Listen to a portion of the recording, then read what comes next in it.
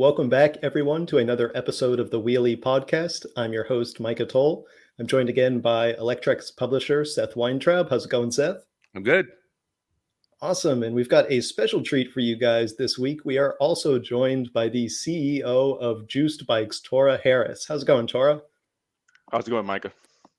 It's going good. We're really glad to have you here, and we're excited to talk about our first story, which is that we reviewed the new Juiced RipRacer this week. And for anyone who's not familiar with the bike, you're going to want to get familiar because this is a really cool design. It combines sort of the high power, high performance we know from Juiced, but it puts it in this new form factor. So you're talking a shorter wheelbase, small tires that are 20-inch diameter, but still fat tires, and basically sort of I want to say almost like a fat tire BMX bike is what I got out of it while I was riding it.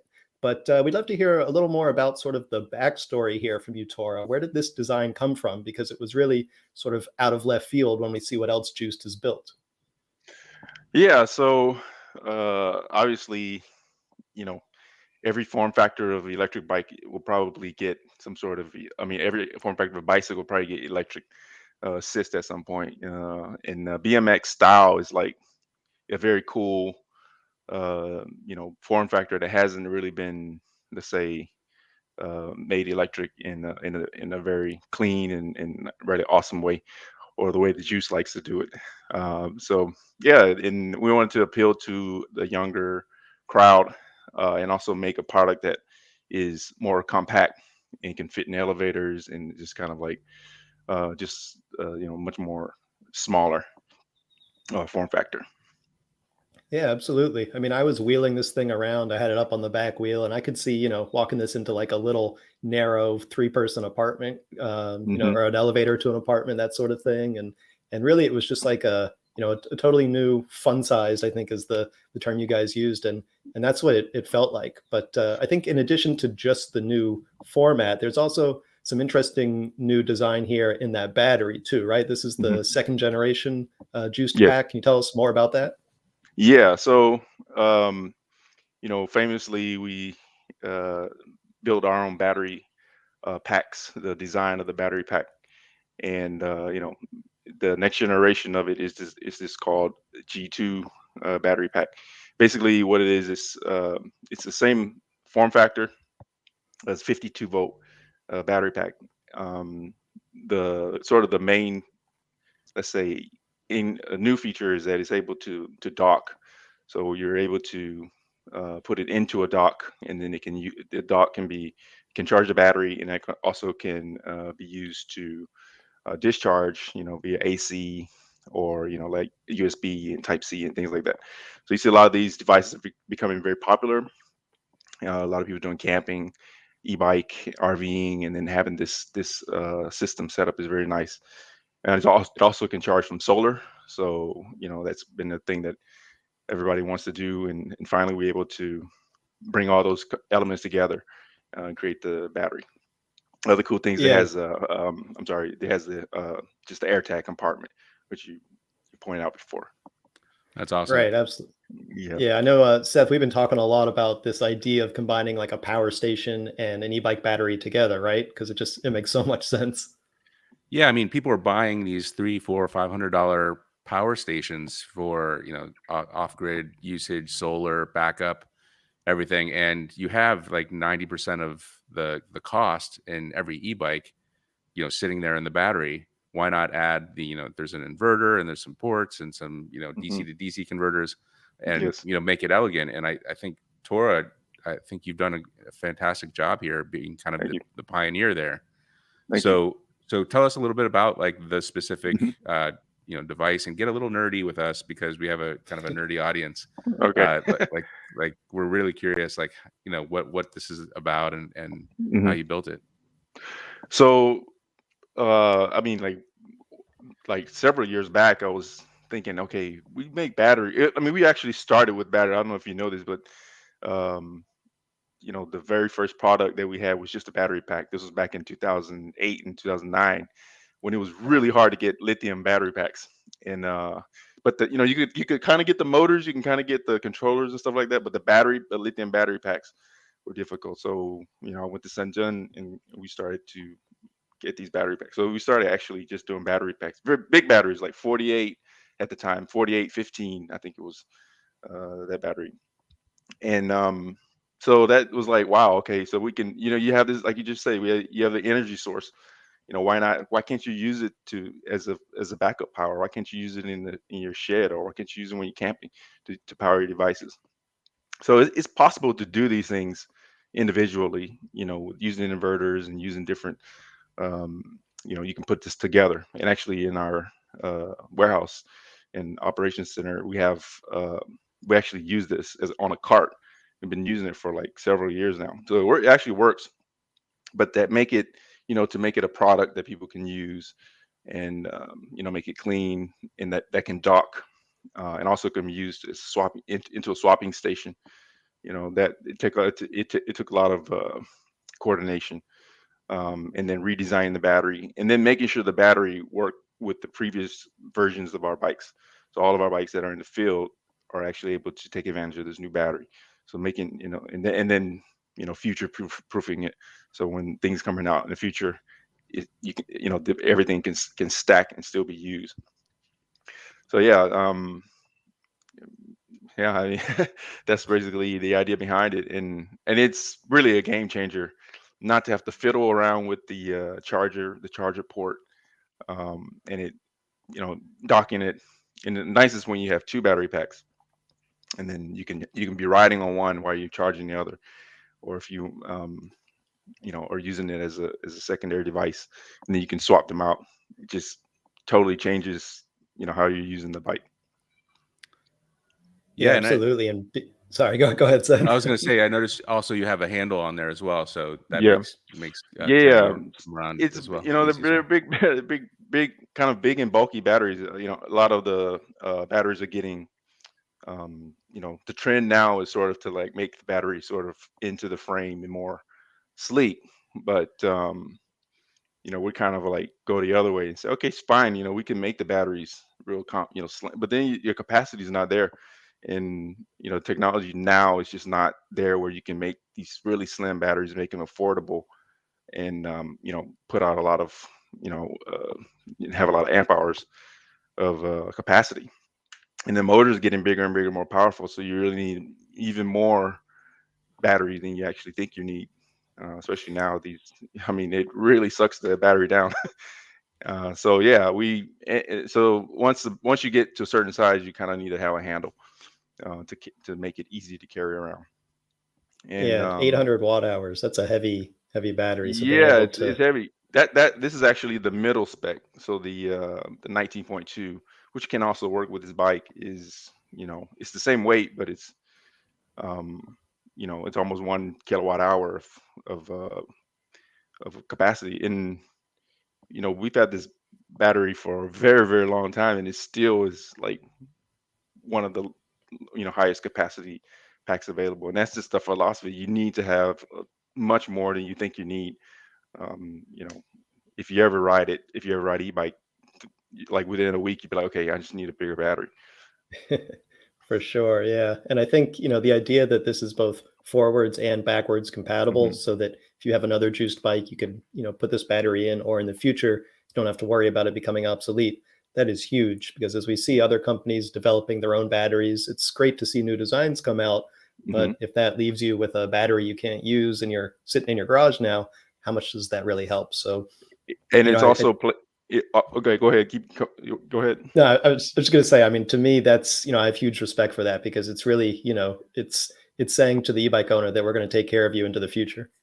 Well, and I was gonna, highlight also that it's for recycling. I mean, why recycle when you don't need to recycle the battery? These batteries, when they're not useful for e-bikes, they still have a lot of capacity left. I mean, half the capacity of 1 kilowatt hours is 500 watt hours. You can still, I mean, that's practically the size of most of the devices. And in use as a energy device, energy storage, it doesn't need such high performance. It just needs to be, have the enough capacity. So, Yeah, with the dock, this, you can do that. yes, with a dock, yeah. And so, these things kind of go together, and we always want to make things very, very easy for servicing and for support. So having one basically battery standard makes our support a lot easier to do. I've seen bikes with 2 batteries and they use different type of batteries. So then that, like, yeah, I mean, I think you know where I'm going, but it's just so difficult to just, every battery spec that you have to stock all of those batteries. The whole supply chain is filled with those, and you have to be on the hook for those for 8 years. So, um, you know, our philosophy is to try to keep things very, very simple, as far as the battery. Yeah, and in terms of streamlining your different products, I mean, that's a good chance to say, this is the newest juiced bike. There's several other of these sort of high power, small wheeled, rip around fun e-bikes. And if you've got the same batteries across these different lines, it certainly helps to integrate that. But one thing that I've been curious about ever since seeing the RipRacer come out is, was this sort of an evolution of those designs? When we look at like the Scorpion and the Hyper Scorpion and the Hyper Scrambler, is this something that you've been sort of building towards? And what have you learned from those other bikes that went into this? Yeah. Well, I mean, how much time do you have? Lay it on us. So yeah, well, where to start? Well, the fat tire 26-inch bike was sort of like what made the fat tire format, like, let's say, popular, I think. And so later on, the 20-inch form factor was created. So like basically they just made a fat tire 26-inch bike, which was a very regular, and they call them snow bikes. So the bicycles designed to go on snow. And that kind of the e-bike industry kind of took that and said, hey, that's going to be what we're going to use as our main thing. And it makes a lot of it makes a lot of sense because with the big fat tires, it becomes difficult to pedal because it's so much friction and all that. But you have a motor now, so you can put the motor on. So you get all the advantage of the fat tire, which you get a little bit of a suspension. It's just more secure when you're riding. It goes when it goes over bumps. And so 26 was the first sort of like size, and then there was this 20-inch that sort of came out. And I would say there's a company called Coast Cycles, and they sort of did a bicycle with the 20-inch and kind of did a mini moto. And then that's when you saw some other brands take that idea and make it electric. And for us, or for me, let's say 20-inch has always been a very good size for e-bike, because even the first electric bikes that I converted were 20-inch because the smaller size wheels is better for the motor. You get more torque. There's a lot of advantages with the smaller size wheel. And the big wheel size.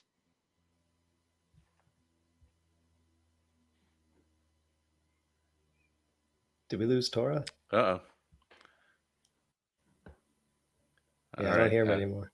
Hopefully he pops back in here. We've got a podcast going around the world right now, guys. So we've got, China. I'm actually in Iceland at the moment.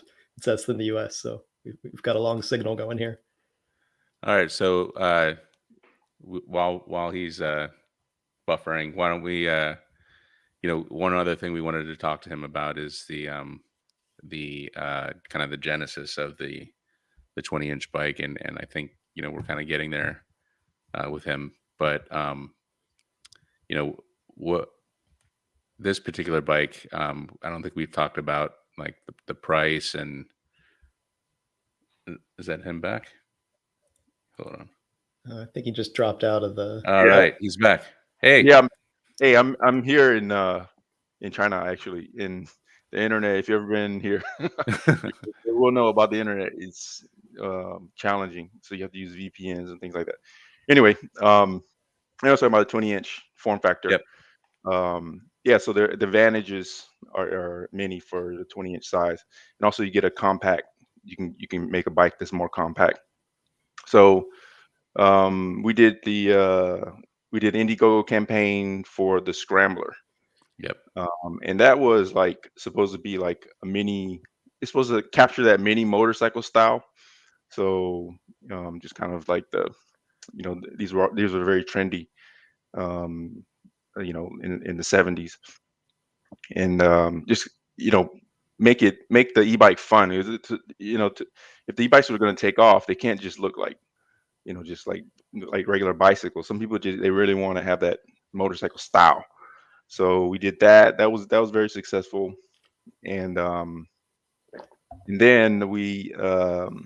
then I said, okay, here's the problem with that style bike is it's hard for some people to get onto the bike because it's a high step and the seat's very long. So it's okay. What can we do to make it so that everybody can use it? So then we look around and I thought about like the mopeds from the 70s and the 80s, and you have like the Tomos mopeds, that style, and it's to me that's like everybody in the neighborhood had one of those back in the day, or they were still kind of around. It's like, okay, let's capture that look and that style and do it with an electric bike. And yeah, so that's when the Scorpion came out. We did another Indiegogo campaign, and it was also very successful. Um, so yeah, so the big light, as you see on the screen there, yeah, and our battery fits is like adapted perfectly for that form factor. So we have just enough space in the areas that we can create that create that design. And Yeah, then and again, it's funny you mentioned the light. We've taken, so we have a Hyper Scorpion at the house.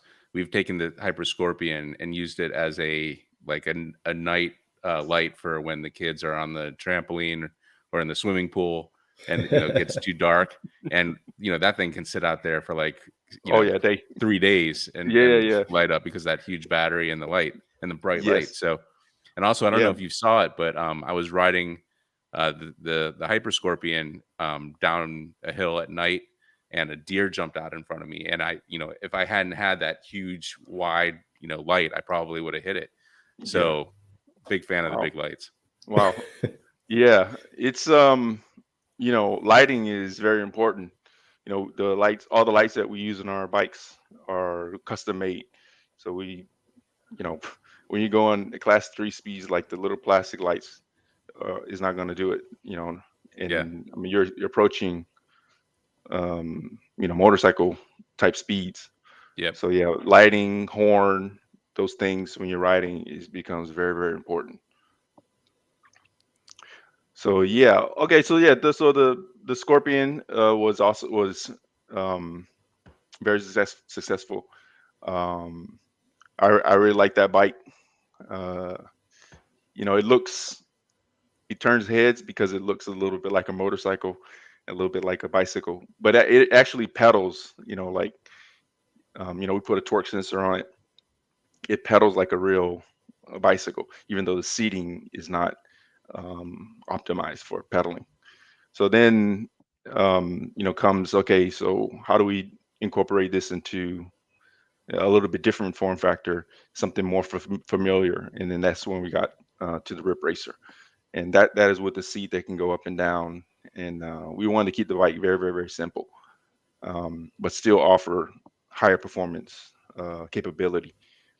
Let's say we did class 2, class 3 version. Class 2 is obviously the 20 miles an hour. And then class 3 is when it can go a lot faster, 28 miles an hour. And yeah, so that so far looks, we're just getting it, starting to get them, out there.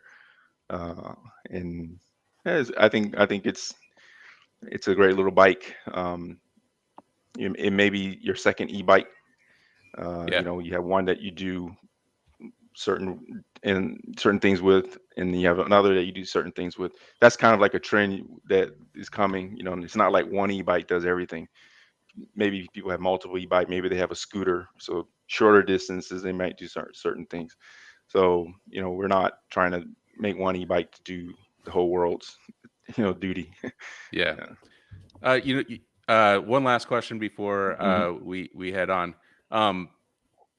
The hyper kind of versions of your bikes, the Scorpion we're looking at here, and then also the Hyper Scrambler, especially with the 2 kilowatts of battery, which is kilowatt hours of battery, which is crazy. This pushes the bike in race mode. Obviously, it comes with class 1, 2, and 3 modes, but in race mode, this pushes the bike over 30, 35 miles per hour.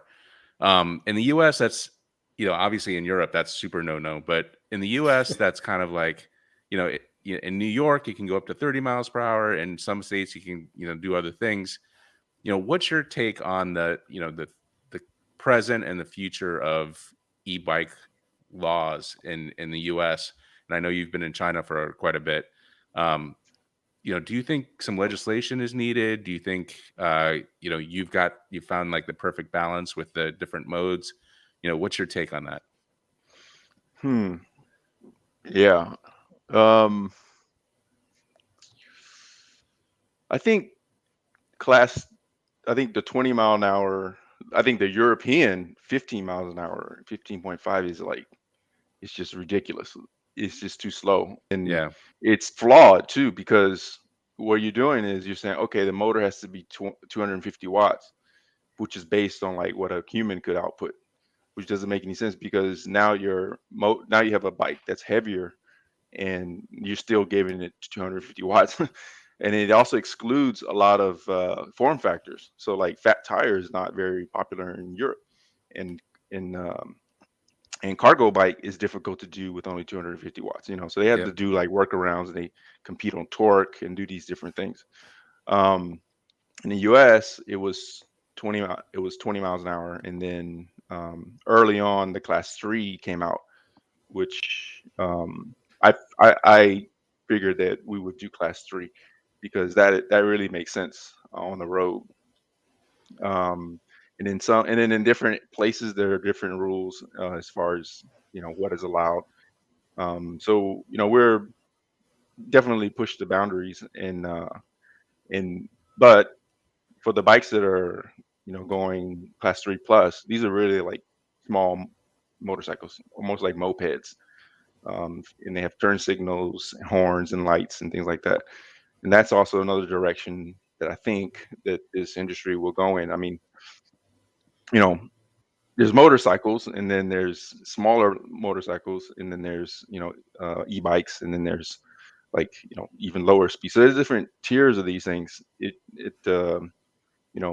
would be a shame to limit uh, the capability of, or the potential, let's say, of what these things can do. And another thing is, in certain places like California, um, cars are moving very fast, even on the um, not on the highway, so on the surface streets they call it. And if you're moving slower than the fact, like the closer you can match your speed to the traffic, you feel more secure. I always say, like, imagine if you were just walking along the side of the street, right? It feels really dangerous if you're just walking right, like on the bike lane, because the cars are just going by so fast. But if you were riding a bike, you feel a little better, and then so you just extend that, and then you feel, if you can travel, let's say 30 miles an hour, which is very comfortable speed in that kind of environment, it makes things a lot to me, it makes things a lot safer, and the cars will respect you a lot more as well. Yeah, So absolutely. Agree yeah, wholeheartedly there. yeah.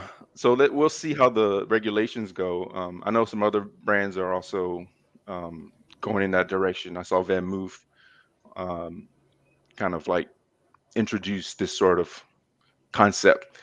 And once you experience the electric bike that has that can achieve those performance capabilities with the cars, you it just doesn't make any sense to do like they like you know Agree. but we understand. Okay, some places, especially on the bike path, you have to be responsible. Yep. Please don't you know uh, go very fast on the bicycle paths. I mean, you can buy a car now that goes 0 to 60 in 2 seconds, and up 200 miles an hour, and it's like there's nothing. It's like, yeah, sure, makes sense, right? No, it doesn't make any sense. You have to be responsible, uh, you know, for your actions on the road.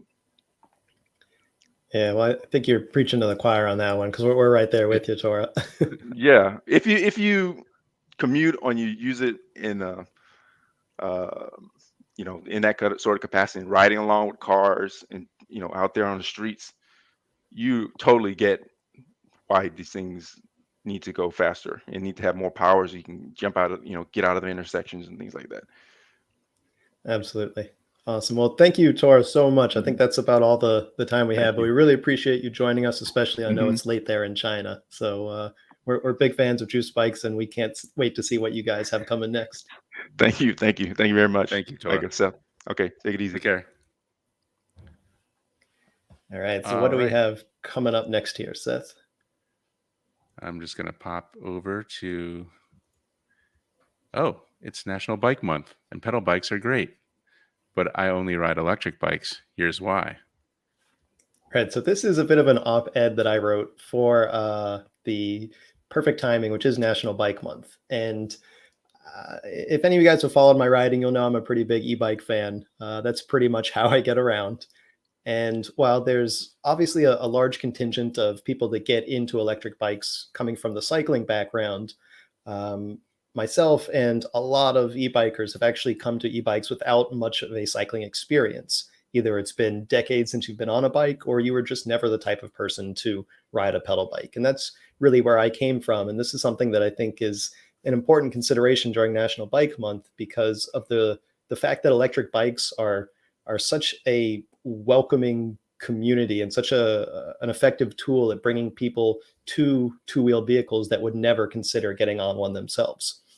So I know for myself, when it comes to commuting around my city for doing utility work, getting groceries, these are the kind of things that I use my electric bikes for. And I would just never ride a pedal bike for this reason. Not that pedal bikes aren't great. If you can ride a pedal bike to work, then that's awesome. And you 100% should do that. If you can do all your grocery shopping on a pedal bike with no assist, that's awesome. But for most people, the amount of effort that requires, especially if you've got hills in your city, just means that most people simply aren't going to view bicycles as an effective tool for those jobs.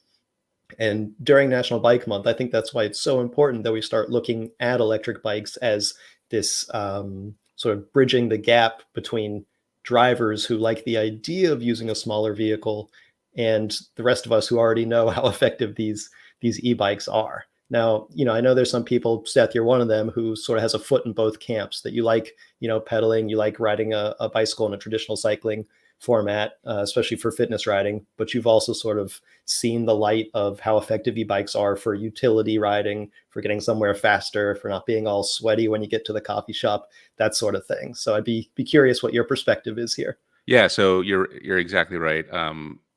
I've been biking my whole life. I just love biking. It's the exercise part of it, gets the endorphins going, and I just love that aspect of it. However, I happen to live in kind of the Adirondack Mountains north of New York City, and it just so happens to get to my coffee shop. There's like a 700-foot mountain between me and the coffee shop. So my options are like put on the spandex, go in granny gear, and spend like a half hour going up a dangerous hill at 5 miles per hour. Or I can jump on an e-bike and go up that same hill a lot quicker, a lot less sweaty, uh, at what I consider a much safer 15 miles per hour. And I think Tora brought up a really important point, and I also see Tyler Donahoe in the comments.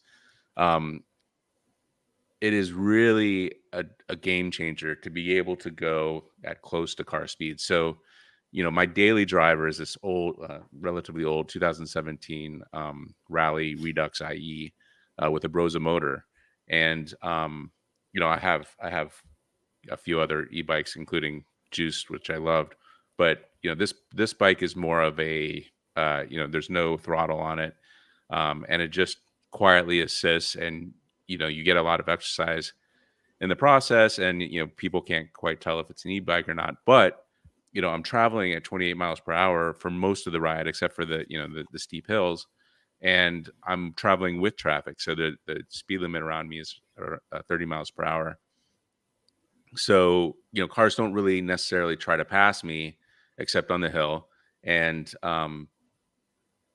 it just feels a lot safer when you're riding with traffic rather than, traffic trying to get around you. So, those are some of the reasons why e-bikes are fantastic for me. And I still have a gravel bike that I take out every once in a while for long trips. I try to do a century ride, at least once a year. Um, so, I'm still there. We have a Peloton that I still, probably ride almost probably every other day on average. So I'm still all about pedaling. It's just not really realistic that I'm going to go up that super steep hill. And e-bikes are, frankly, a ton of fun. Having that extra power makes it feel like you're a kid again with limitless, torque in your knees, even though my knees are, pushing 50 years old and I want to save them for snowboarding. So Yeah, choose your battles. yeah, exactly. Awesome. So yeah, I mean, this is, certainly not an attack on pedaling, but I think it is important for a lot of people who wouldn't consider bikes to realize that there's a new option out there. Yep. All right. So let's move on. New York City wants to take 25% of its street space away from cars in favor of a walkable, bikeable city. I am super excited about this because if you're someone who regularly bikes, walks, rides a scooter, or anything other than a car, basically in a city, you know how little of the city is actually domain that is set aside for you.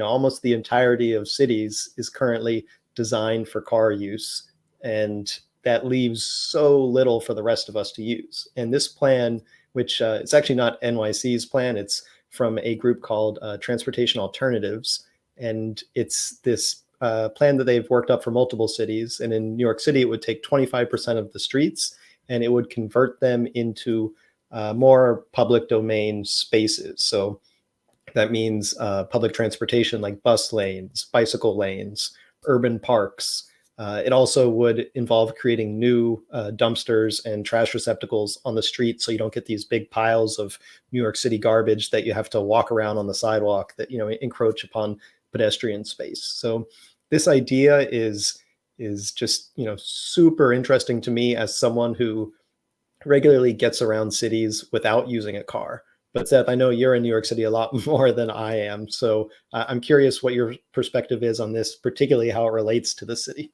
Oh, I absolutely love the idea as well. Just even before COVID, New York City has been trying to make inroads, literally on, in pedestrian and bike walkways. They've closed down Broadway for, from Midtown to like, actually, I don't know how far it goes, but for maybe 20 blocks of Broadway and Midtown is closed off to cars, and it's fantastic. It's not just the driving, but you can also kind of feel a little bit less pollution, a little less heat, a little less tension. It's fantastic. And I used to be kind of a road rage rider in New York City. Whenever I got cut off by a cab, I would go and knock off its rear view mirror, and then we get into like a chase, and it would be crazy.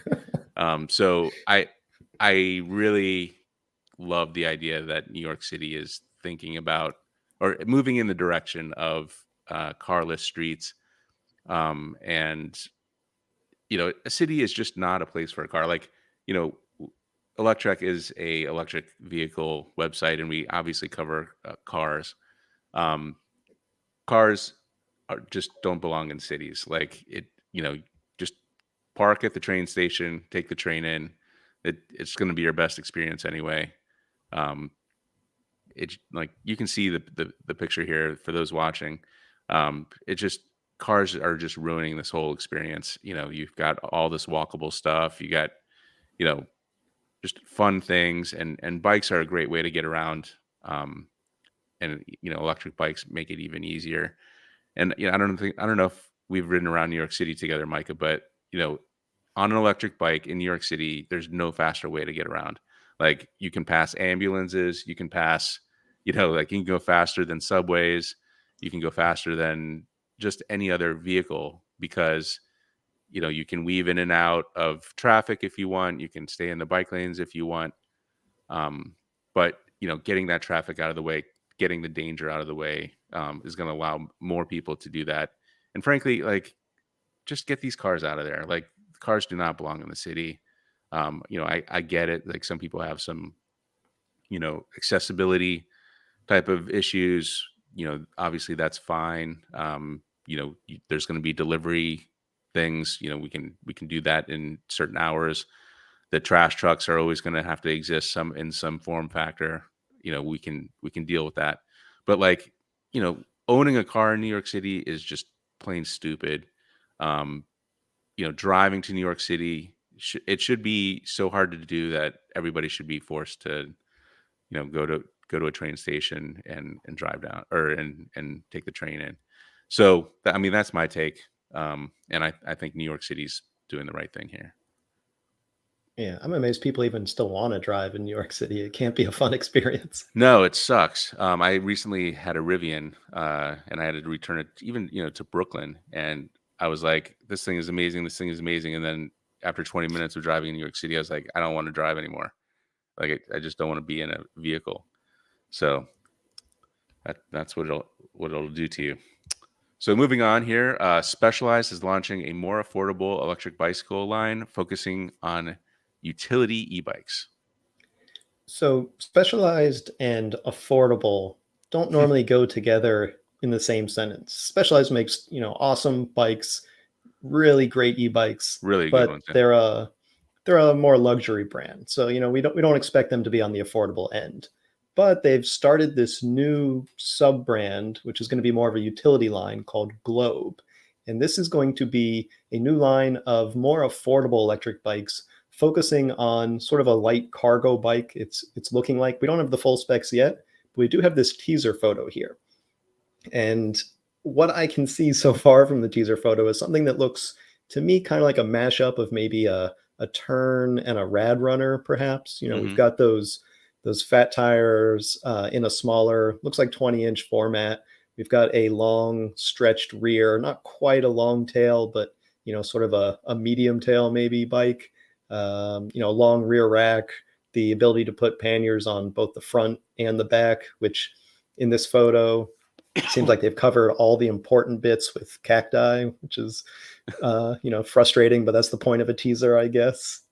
But other than that, go on. It definitely has Turn GSD vibes to it. And it, with that front end, it kind of looks like there's some modularity to it where it, in this form factor, it kind of looks like a Rad Runner-ish kind of thing. But, you could easily see a cargo add-on, like I'm trying to think of the brands that do that. But it definitely looks like this is kind of like a base for a kind of a lineup of bikes. Yeah, I can absolutely see that. And especially, if they're going to start with a more affordable price, then being able to offer lots of different add-on accessories is only going to become that more, accessible to people when you've got a lower base price. And, design points like the one thing that I can see here that actually gives something away is a hub motor in the rear. So we at least know, we're starting with a hub motor. It's not going to be a mid-drive. So that already tells us we're going to have a lower price. How much lower? That's anyone's guess. But, we can already see that with that type of loadout that we're not looking at the higher end Broza motors that Specialized has gone with in the past, or even their own in-house motors. So hopefully this is going to come in at a pretty affordable price, and it could even compete with some of the, affordable cargo bikes like a Rad Runner. We'll have to see. Yeah, those price points are definitely going to be interesting to watch. All right, moving on. Let's take a closer look at Rayvolt's stunning electric e-bikes, e-motorcycle, and high-tech new brand eXXite. So I was recently in Barcelona to attend Rayvolt's annual press and dealer conference. It was canceled the last 2 years. I had been in 2019, I guess. And it was great to be back and see all of their new models. Rayvolt, if you're not familiar, they're a Barcelona-based, really high-end design company in terms of just these really sleek, sexy, almost steampunk retro styled electric bikes that, some of them take on almost motorcycle formats. Some of them are, very narrow tubes, almost fixie messenger type bikes. They've got Catalonian leatherwork, brass accents. I mean, everything is just incredibly nicely designed. But even more important than that, even, what catches the eye, for me anyways, more than just the design, is really the level of technology they've developed for these. So all of the tech they've developed in-house. When it comes to the motors, they've got, the traditional motor plate magnets, that sort of thing, but they've designed the innards, they've designed the controllers, all the electronics, they've done all of the software themselves. I've met their CTO, Jaime, a few times, and the guy is just like a genius with this stuff. They've been able to implement all sorts of interesting features because of that, like their regenerative braking is variable, and you can even pedal backwards to engage it. And the faster you pedal backwards, the more regenerative braking power you get. And in fact, in test riding these, I basically didn't need to use the actual brake levers at all. I could do it all from regenerative braking. And they even have this really cool feature called Regen Fit, where you can take your e-bike, put it up on like a trainer or a stand, and pedal it like an exercise bike, and it will use the regenerative braking to charge the battery. And then using the app, you can, do all the sliders to choose how hard you're working, how long a workout you want, that sort of thing. And you see it all in real time on this app. The other cool thing about this app that they've developed is it's Android based, and then they've got a built-in display on some of their bikes that is also Android based, which means you can actually take any app you want and install it on there. So if you want Google Maps on your e-bike's display, you just swipe over and you're in Google Maps kind of thing. Or, if you want Instagram, so you're, checking your feed or something while you're riding, it's right there. And so it's cool they've gone with that sort of open source display while developing their own Android app as well. And then the one other really cool thing, I think it's at the bottom there, is the motorcycle they're developing. There's actually two different motorcycles they're working on, and this is the larger of the two. And it's going to have something like, I think it was 25 or 27 kilowatt hours. I mean, it's like this gigantic battery in these four tubes down there. But the rest of the bike is set up like a more of a cruiser format, that feet forward design. And it's just like a beautiful, again, this Catalonian leatherwork, almost steampunk. I mean, I'm kind of at a loss of words for how to describe this. I don't know. What do you think of these designs, Seth? Yeah, I mean, it's kind of its own thing. The leather, there's definitely a steampunk component to it, but it's like the retro, futuristic retro. What Yeah, there's no exact way to describe it. I do like the battery compartments kind of looking like almost like scuba tanks or something. They're in the bottom. Are they removable, or was that even a? No, they're not removable, unfortunately. That would be a cool feature to add. Maybe, it could be something that they would work on if they're divided like that. But I think each one of those is going to be like 5 or 6 kilowatt hours. So you're probably talking, Quite heavy. 50, 55 pounds each of those tubes. Not impossible, but a little heavy. Yeah. And I have to agree with you that the fact that you can it's called fit Regen Fit. Yeah. Regen Fit. You basically put the bike on a stand and you can pedal it and generate electricity. You combine that with like Tora's little dock there, and you could power the general area where you're at with some fitness stuff. I think that would be like a really cool feature, and obviously these guys are really ahead of the curve on technology, so perhaps that's something coming down the pike there. Yeah, it's hard to imagine a better combination of technology here. Design, like their design is a 10, the technology is a 10. Obviously the prices are high, but not crazy high, like not out of reach. It's just a great company to see, because they're doing their original stuff both in the form and function. So big fan here. Yeah, absolutely. And they're expanding into so many more countries now too. So they're, in the US, they're all over Europe, of course. They're expanding into Asia, I think Australia. I know there's a Tel Aviv dealer opening up near me. So if you like these bikes, you might be surprised to find that they're, expanding into countries, and they might be where you are too. Yeah, we'll have to look out for that. All right, moving on. Ukraine is now using these 200-mile range electric bikes with NLAW rockets to take out Russian tanks. Crazy. Yeah, isn't it? So these are bikes from a company called Delfast. They're a local Ukrainian company, and they build these, high power, I think it's like 3,000 watt continuous electric bikes with giant batteries. They claim 200-mile range, and they actually set the Guinness World Record a few years ago for longest range on a production bike. Now that is with pedaling, though I think they set it without pedaling at like some really low speed. But these are, very long travel suspension, rugged bikes. And Delfast has outfitted a number of these with special racks to be able to carry, in this case, either an NLAW rocket or the US Javelin rocket. And these are anti-tank, man-portable, anti-armor missiles, essentially. And so the way they're being used in Ukraine right now is to approach any firing area that would be hard to get into, that you need to move into quickly, target a Russian tank or other armored vehicle, and be able to take a shot and get out of there before any of the enemy forces respond. And so this is probably not the first use you would think of for an e-bike like this. I mean, hopefully Delfast bikes are, these are really meant for, recreational, off-roading, overlanding, that sort of thing.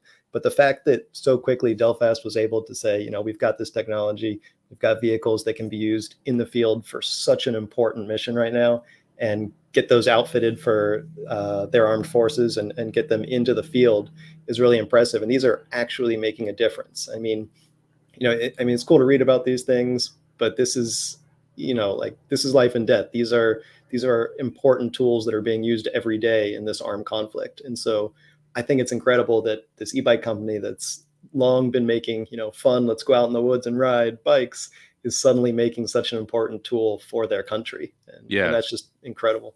Yeah, it is nice to see them coming to the plate there. As Tyler Donahoe notes, the fact that these are electric bikes and quiet certainly helps with their ability to sneak up on the enemy. You don't want a loud motorcycle making noise and ruining the surprise, I guess. Low heat signature too, which is another important thing, because the exhaust on a dirt bike would show up like a giant cloud on any thermal imaging. So the fact that you can ride up and basically sneak up on a tank, even one that has thermal imaging, is just a huge stealth advantage of these e-bikes. Yeah, well, good luck there. We're rooting for Delfast and company. So this is another kind of a crazy situation here. The Fiido Beast review. Watch this powerful electric scooter turn into a hilarious two-wheeled go-kart.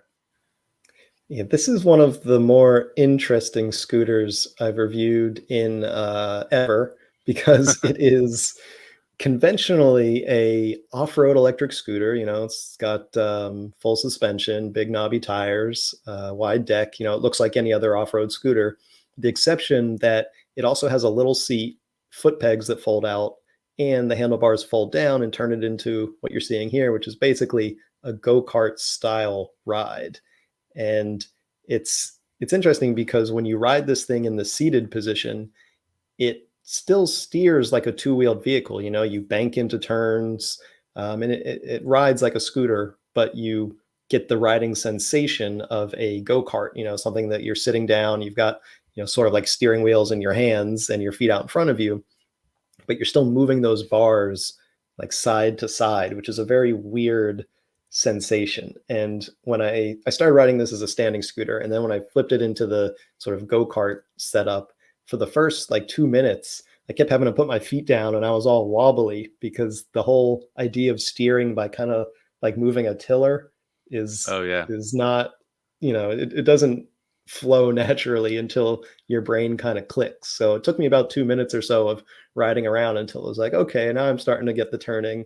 But once it clicked, Oh my gosh, it was so much fun, and like way more fun than standing too. So if you're going to Mm, be getting one of these, I think you're probably going to be riding it in the seated position most of the time because it's such a thrill. Now you don't have as good visibility, you're down low, but it rides so nicely and so much fun when you're that low and you got your feet out in front of you, sort of again like that cruiser layout, and you're in like a leaning go-kart. There's like no other way to describe it. It's the weirdest little two-wheeled go-kart I've ever ridden.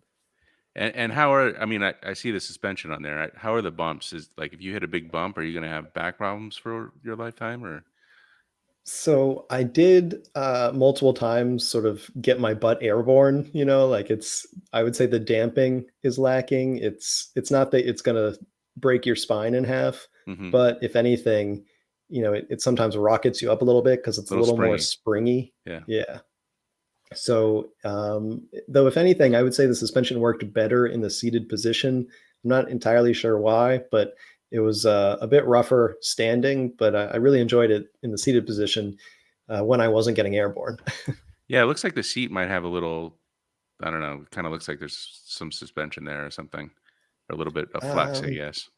Maybe yeah, not. I think it's meant to be rigid. I mean, you do have a cushion there too, which certainly Right. helps. It's a little bit of primitive suspension there. Right. But then, with the big tires, there's a lot of air there, and the dual springs and back. It's got pretty good suspension, I would say. Now, you Yeah. would expect that from, I think it's like $2,400, I think. So, if you're paying that much, you should, expect some pretty good suspension. And in terms of price, I don't know. It's like borderline in terms of if the value is there or not. Hmm.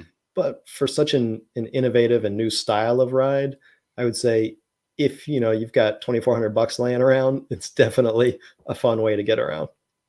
Yeah. And maybe like throw a big orange flag on there if you're riding low so that cars can see you, just That's for not a bad idea at all. safety reasons. All right. Our last story of the day is Harley Davidson's LiveWire unveils more affordable Del Mar electric motorcycle, and it teases a third model. So big news if you're into full-size electric motorcycles, or in this case, perhaps mid-size electric motorcycles, that we finally have the unveiling of the newest Harley-Davidson Livewire bike. The Del Mar is essentially a middleweight class bike. We're talking a smaller battery, something in the 100-mile city range. So, if you took this on a highway, you would probably be getting somewhere in like the 50 to 60-mile range. They have not announced the top speed yet. We're still waiting on a few of these specs, but it'll probably fall somewhere in like a 0 FX range of 80, 85 miles an hour.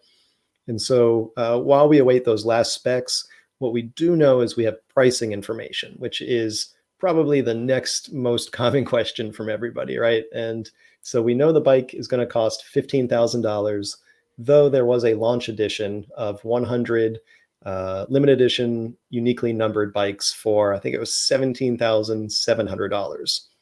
And impressively, those sold out in 18 minutes. So, for anyone who says there's no demand for Harley's electric bikes, allow me to present you with the launch edition of the Del Mar. I'm actually surprised it took that long. Yeah. I bet a lot of people had their pocketbook ready for this one. We were kind of hoping ahead of time that it was going to be a little bit less, but frankly, with Harley's branding and all that goes along with it, it's a pretty good price, I think.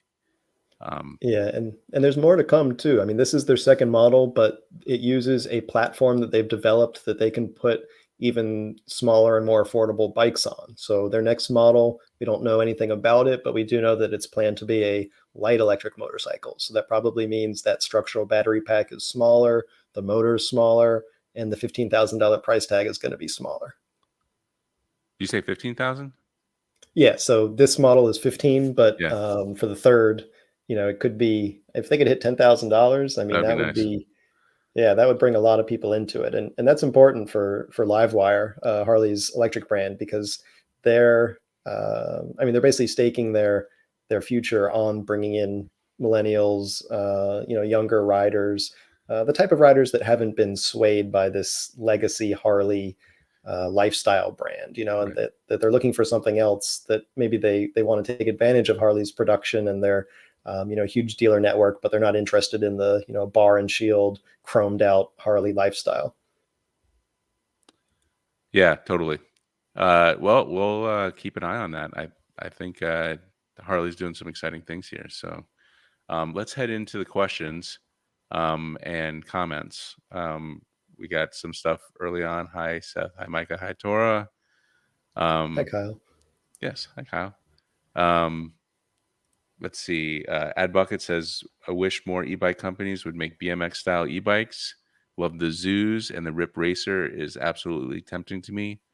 Yeah, the RipRacer I think is kind of the exciting piece of the puzzle there. But we've also looked at the zoos. Even Pedigo has a similar looking BMX style bike, and Pedigo locations are all over the U.S. So there's starting to be some BMX options out there. Yeah, it's growing. What's the max speed throttle only with the off-road kit, and what will be the cost? I think, is he still talking about the Yeah, I think for the RipRacer, Yeah. I think, if I'm not mistaken, that it still does 20 in race mode. I think you have to pedal to get over 20, if I'm not mistaken. But if there's like an off-road, like a purely off-road programming, then perhaps that can be removed, that speed limit. That's cool. All right. Tyler Donahoe, we talked about this a little bit. If they aren't going to make bike lanes and they expect us to share the road, faster bikes are actually safer. So I agree with this 100%. Like, I feel much safer if I'm able to go car speed than bike speed. He continues, it's much better to keep up with the speed of traffic. It discourages dangerous passing. Agree 100%. Yeah, we're right there with you, Tyler. Cool. All right, Jay Paul, what are your thoughts about the new fluid freeride Mosquito? So we haven't tested this yet, but it's a new scooter that was just unveiled, and it should be going into production soon. And we hope to have one in the next month or two, as soon as they start sending those out. It's a very lightweight scooter, but it still gets something like, I want to say 25 miles an hour. So for the kind of person that wants a portable GoTrack style scooter, but doesn't want a weak, low performance model. So we don't know too much about how well it works yet, but hopefully we'll be talking about it after having tested it in the next few months. And we do love our fluid free rides. I think there's a few others that we've looked at as well, right? Yeah, I mean, they're a great company. Julian that runs it, awesome dude. They're local in Miami, so people can come by and check them out that are in Florida. Just a great US based scooter company. All right, Tyler Donahoe is back. When I commute on the e-bike, most drivers think I'm on a light motorcycle. The reaction to my presence is likely ambivalence or pity. All right. Well, you want something like that, I guess. Tyler Donahoe continues. When I commute in the spandex on a road bike, all the drivers feel is rage. Sorry to hear that, but that is the most badass thing I've seen on a bike. Good Lord. I think we're talking about the missile launcher, or not the cacti on the Specialized. maybe, I don't know. It's hard to tell. Probably the NLAW. Yeah. The cacti. Nobody's gonna mess with you if you got cacti on four corners there, I guess. It's kind of a passive defense. Yeah. All right, Nico Theron, the motorcycle and the Delfast piqued my interest. Well, this is a good way to get a win for the marketing department as well. You're not only saving the country, but you get some marketing as well. Continuing there, those things are probably silent compared to regular vehicles, electric motors versus loud motorcycle engine. Yep, tactical advantage. Nico says, I like the rumble. Most idiots in vehicles, highway, don't see a bike. They hear it, but from a tactical standpoint, yeah, fully agree. I think we're talking mostly about motorcycles that are loud. I don't know if I agree with the tactical advantage or the highway noise advantage. Yeah, I hate motorcycle noise. I bet there's going to be a huge surplus of Delfast bikes after the war is over. I wonder if Ukraine has a Craigslist. That's a good question. Dan Stanners is getting a Ride Up 700 delivered today. Excited to join the community. Awesome. Yeah, I think that was it was like $1,000 or something. that one? So that's one of their nicer models. I think it's closer to 1600 at this point. Okay. But it's a very nice commuter bike. Is Great does that have a specs. belt drive? That What am one I does thinking? not. That's Okay. you're thinking of their Roadster. I think the Okay. Roadster V2, which does have a belt drive and is $1,000. Okay. All right. Can the Fiido seat be removed? So that's the scooter we were looking at that you can sit on. Negative. You're stuck with it. All right. I mean, if you've got a Jaws of Life, you can do just about anything you want. You could put a suspension seat post or something fabricated right there if you can lift the seat up. Good luck. I don't think I'd ever use the scooters, but something that's highway capable and trikeable, I'd be all in on probably. That's an interesting use case there. I don't know about that. And fast charging, of course, helps. All right, but cost versus cost, I'd probably buy a used Harley or something else and black it out a lot cheaper. All right. Getting a little off topic. Tyler Donahoe, I feel like sub 10K is the dream for millennials and Gen Z this upcoming recession, which kind of seems unavoidable at this point. Won't leave us a lot of money for these things. Yeah, I guess there's a whole nother level of bikes, and Mike has talked about this quite a bit with like Sondors and the Kelter, I think. Coulter. Coulter, yeah. And the City CTY, and sorry, the Onyx. Oh, the Onyx, yeah. Yeah. So there's a whole other category of bikes that are a little less expensive. So something for everybody. And finally, hi Kyle again. We put out great shows. Thank you very much. We appreciate that. Awesome. Well, thank you, Kyle. And I think Kyle's helping us close it out there. So thank you everyone else for watching. I hope you enjoyed this week's collection of e-bike stories, and we'll be back in 2 weeks for another fortnight's worth of electric bike and electric mobility news.